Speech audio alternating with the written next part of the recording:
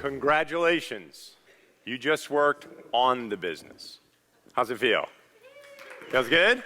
What did you learn? What was that experience like? Feels good, right? You're proactively moving the business forward. So we've only just begun. Now let's show you how to fix and improve the things you just outlined. Here is your dose of the Ultimate Sales Machine coming to you from the new edition. Visit ultimatesalesmachine.com to get your copy or multiple copies. I am your host, Amanda Holmes, CEO of Chet Holmes International. What you're about to learn has assisted 250,000 businesses to generate billions of dollars, working faster, better, smarter.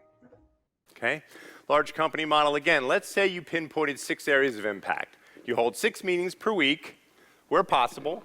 Some of you travel or whatever, but when you can, you do it. And I'll tell you what my rules are, is that just put this in your calendar for the next year. And every person on my staff, and there's a ton of them here, will tell you, like, I get really pissed off. I'm saying it gently.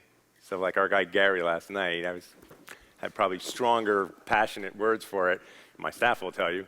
But no, I tell people, don't miss those meetings. You have to be dead or dying to miss those meetings. So we tell people, if you have 1 hour a week, you put it in your calendar. If you're in the sales team, then you only have 1 hour a week. You plan everything else around that 1 hour, because I'm not going to have a separate meeting for the one person who missed that meeting. And if the meeting's really great, you're going to make major progress in each meeting. So we just hold our feet to the fire. You say, you will show up for that meeting on time every single week without fail. I mean, death or dying, vacation, okay. Once or twice a year, you can miss the meeting. The goal in the meeting is to cause constant and incremental improvement. What does incremental mean? It means something on top of the thing you just did the week before. So everything is incremental, so that at the end of the 52 weeks, a year from now, you are a transformed business because you've incrementally improved every single area of your company. The other rule is they always end on time no matter what. You do not want people to go, oh, going into the black hole. Don't know when I'll be out. You want them to know if it's an hour, it's an hour. We end our meetings, bam, on the minute, promptly, wherever we are in that meeting. Small company, one-person army, basically same formula, only your list is going to be smaller, right? You might spend that hour on 6 different things or 4 things. In fact, a small company, you might want to tackle one thing 1 hour per week, period.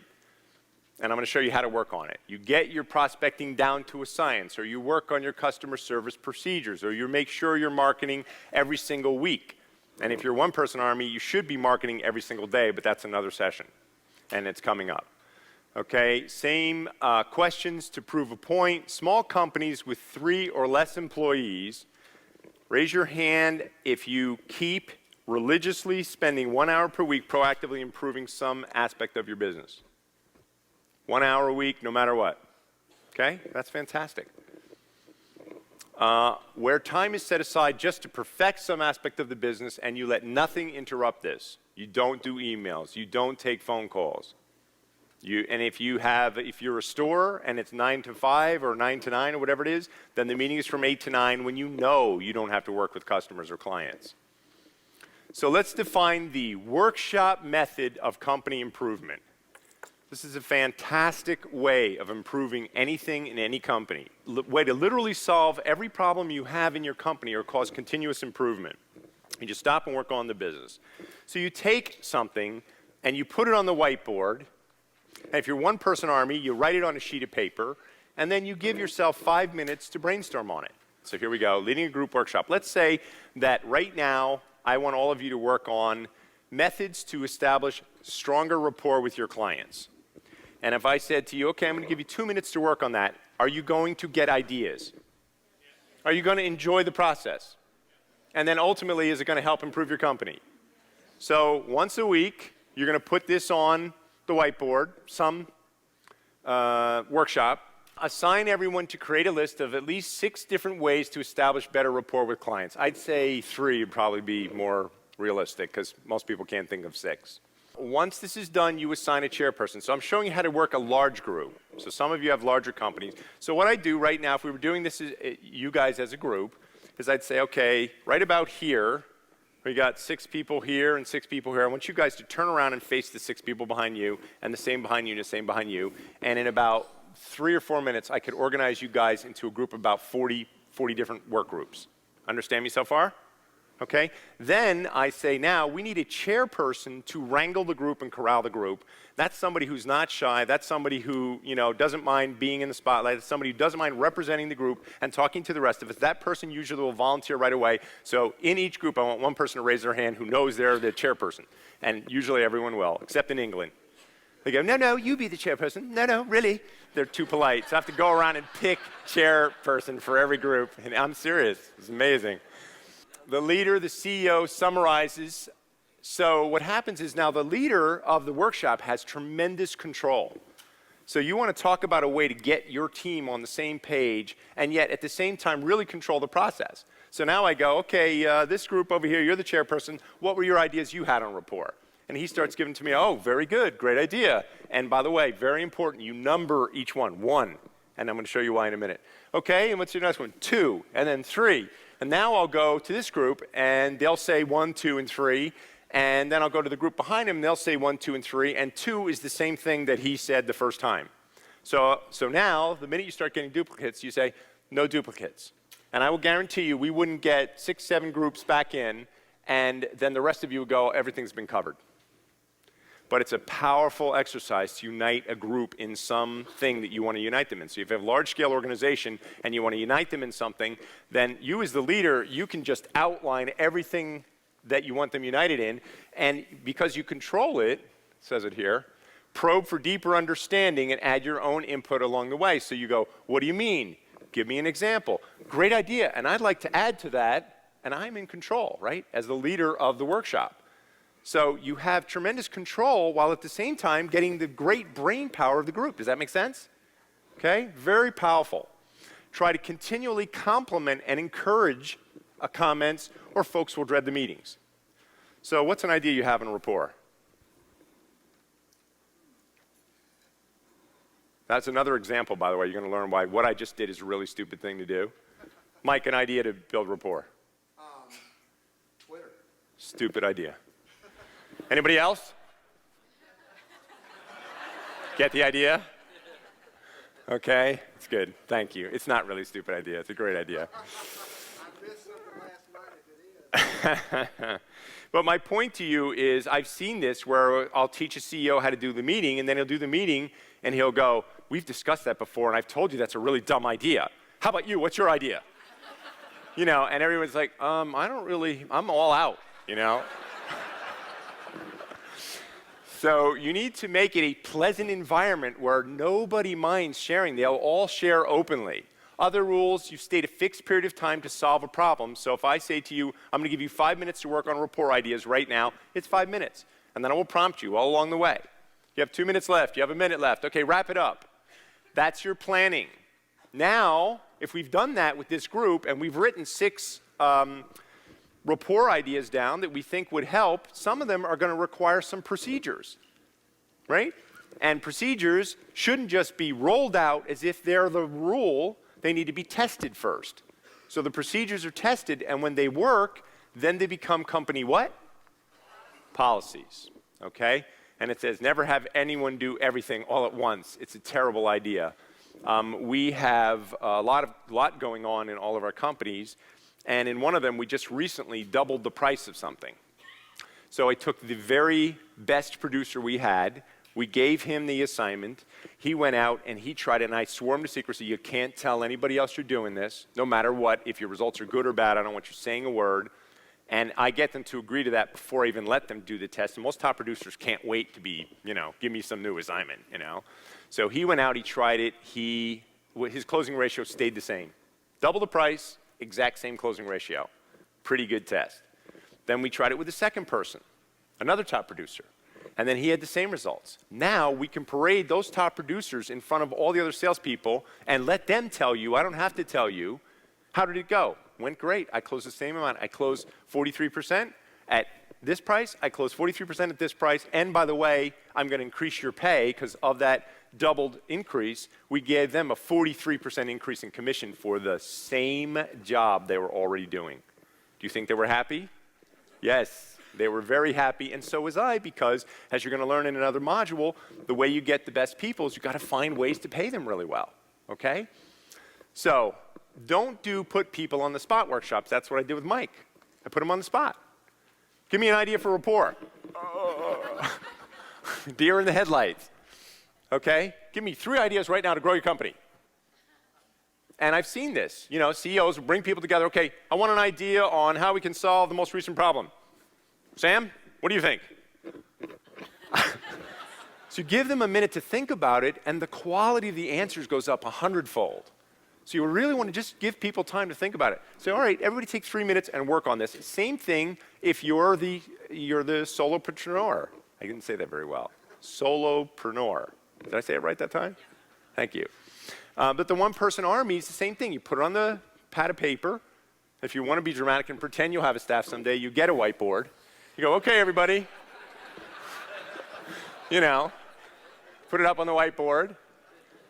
And never think you have to solve every problem or be the big thinker in any situation. High-level executives in most companies think they have to solve the problem. I tell high executives, the only thing you need to bring to a meeting is your judgment. If you want to solve problems, just bring all those people. I have a client that has 120 locations, and he's a really smart guy. So he didn't use the brain power until I came along. He did never use the brain power of his group because he's so smart. He can think of everything. But how many better ideas do you think he got when he started asking the 120 people running all his locations what their ideas were? Think he got a better quality of input? So don't work so hard. As I said, the only thing you need to bring is your judgment and the ability to make decisions. By the way, number 1 most important trait in Fortune 500 CEOs, number 1, decisiveness, the ability to make decisions. Most people are weak at that. I will tell you, most people are weak at that. That's why when we go over the module about what makes a great salesperson is they close. Because most people can't make decisions. They don't make decisions. They hem and they haw. So a top producer will help you make the decision. Okay, workshops will transform your ability to solve problems. Having trouble implementing? You go back, you try to implement some of this stuff, you're getting nothing but fight and resistance from your staff. You say, okay, everybody, the workshop for today is, how can we get this stuff implemented? And you put that on the whiteboard. I want 3 ideas from every one of you on how we can get this core story sales model implemented. Now, they're helping you do the thing they were fighting you, okay? So you want to involve them in the process. It's hard not to have buy-in to something that you helped create, isn't it? Okay? So let's look at different methods for workshop. If you've got 4 people, you can work separately and then talk as a group. Same thing if you have 2 people. If you have 2 people, you don't sit there and talk about it. You say, let's both think about it for 5 minutes. And we did this with our own group in a workshop, and I had 32 of my consultants in a meeting, and we were trying to figure out a very complex thing. And I said, all right, let's do a workshop on it, and let's get everybody's ideas. And I ended up coming up with ideas that solved a lot of our problems, but I hadn't stopped to work on the business. So I'm like, teach best what you need to learn, right? So it really worked well. The larger the total group, the larger the workshop groups will be. So an example, if you have 50 people, you want to do 5 groups of 10 people. Like we would do it here, I would just divide this table into 2 groups. You guys would turn around and you'd be a group. Okay? Teleconference workshops. Because now, right, freeteleconference.com or freeconference.com or these services, they're free. So if you have 100 people all over the country, you can all get on the telephone and have a meeting. That's what we do, by the way. We run sales meetings for our clients all over the world, all by telephone. So it makes it so easy for large, widespread groups to get together. So if you're saying, oh, well, I've got, salespeople in 50 cities, I can't do this workshop thing. It's a conference call. We have 200 people working virtually all out of their house. Not one person goes into an office. And they all get on the meetings every week. The people involved in this division get on that meeting. The people involved in that division get on this meeting. And so here's where the numbering thing becomes very important. Because now I'm doing a workshop on qualifying the buyer, finding the need, and I say I want 3 or 4 questions you would ask every client that really gives you insight to help sell them. Is that a good workshop, by the way? Would you like to do that with your staff or by yourself if you're one-person army? Would it be effective? Would you enjoy the process? Would you make some progress? Okay, so we'll do it, and then let's say I had each one of you on a conference call. So then I say, okay, Nancy, what do you got? All right, blah, blah, blah, blah. Okay, yeah. All right, that's going to be number 1, everybody, and we'll summarize it this way. And now I tell everybody what to write down and what number it's going to have. Why is that important? Because you get 5 or 6 things into it and you go, you know the one where we said blah, blah, blah, blah, blah, blah, blah? That's the one I'm talking about. Instead of going, see number 6, that's the one I want to talk about. So it sounds like a simple little thing, but let me tell you, like, this is hard in the field of School of Hard Knocks. These are the things we learn to make this process so you can do it in an organized way. Get on the calls, assign the workshop to get the ideas. Everyone writes down the same thing. And again, only new ideas. So if you have a large group, you won't get 6 or 7 people into any workshop where pretty much then you say, okay, now just new ideas. And you've got the list of the names of the people who are supposed to be on there. You just go, Betty, no, pass. Sam, pass. Joe, pass, etc. Or we hot seat the activities that we wish to improve. And you would not believe how people just want to skip those details. So I'll say, oh, I see here that you had 10 attempts to get a meeting this week, and you got 2. Congratulations. Let's talk about the 8 you didn't get. What about this one right here? Let's just take this guy, Sam. So you're going to see in another section how to get data from your people so you know how to correct them. And I'll say, Sam, what'd you say to this guy? You know, it was the basic thing. I want to come and talk about paint. Sam, this is the 3rd month, 12th session we've covered on this. No, I'm kidding. I won't beat the guy up, but I'll say, would it work better? Now, as a consultant, you don't have authority. So that's why if you're not doing a good job, I will actually fire you as a client. And I've done it. Really big clients. Just said, you know what? I don't want to waste my time and your money. So if we're going to show up at this workshop and you've promised me you're going to do things, then you got to do them. Or you're wasting my time and your money. So you get the right type of consultant involved, and they bring their own ambition to your deal. You understand that? It's like, I don't get involved to fail.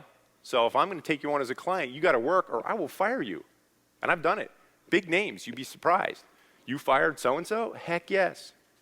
So you want to hot seat the people and try to extract the ideas, and don't, go chintzy on the details. You want the details. I want to know, I want to role play with them.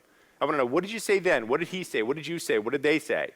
And every week we go over, and in fact, in my telemarketing division where we have the virtual call center, we go over the same script every week. And we might add 1 word that makes it better. And some weeks we get really good ideas, don't we, Ted? It's like, whoa, that changes everything. That's a great idea. Okay, so you just want to work on that business constantly. How many people familiar with GoToMeeting? Okay, how many people not familiar with it at all? Never heard of it? Okay, just for you people, I will explain, and for people watching this at home, there's a service called GoToMeeting.com, and for $50, what it does is, say I'm on the phone with you, and I go, you know what, let me show you this. You have your computer, go to GoToMeeting.com. On the left-hand side, it says, join a meeting. Click that, and then I do the same thing. I go, start a meeting, and then I find I've got an access code, and I say, punch in that access code, and bam, the guy's seeing my desktop. Whatever I put up on my screen, he's seeing. If I want to show him this, I show him this. I want to show him pictures of my kids. I want to show him spreadsheets. I want to show him PowerPoint. It's a really cool tool. And $50 a month, you can have up to 11 people on those meetings every week. $79 a month, you can have up to 100 for gotowebinar.com. And also, these are great tools for you to use for your webinar division. So we talked about that, right? One-person army workshop, same procedure. Put something on the top of the piece of paper. You want to improve, spend several minutes jotting down ideas, then look at how to install the 3 Ps. What's your plan? What's your procedures? And then what are the policies going to be so you can get that company running without you? Think big. Think about the day when you will have 50 employees a week to hire. Okay, the more you install the 3 Ps, the better the company runs without you. So the art of the workshop, the real power of the workshop is just stopping everything and working on the challenges with deliberate intention to cause improvement. It's a mindset. And have I given you that mindset? Not really. Doesn't sound like it. Do you have the mindset? Yeah. All right. Him better than anybody. I love that. Here's the first workshop I do with every client. First workshop I do with every client. And we got the whole staff in the room, let's say. And we say, all right, what's standing in the way of making this company grow faster and better? So I want you to do that right now. What is standing in the way? Top 3 or 4 things, top 5 things. What's standing in the way of making your company grow faster and run better? Make sure to get your copy or copies at theultimatesalesmachine.com. There's a lot of special bonuses that you can't get going to Amazon, so make sure you check it out at ultimatesalesmachine.com.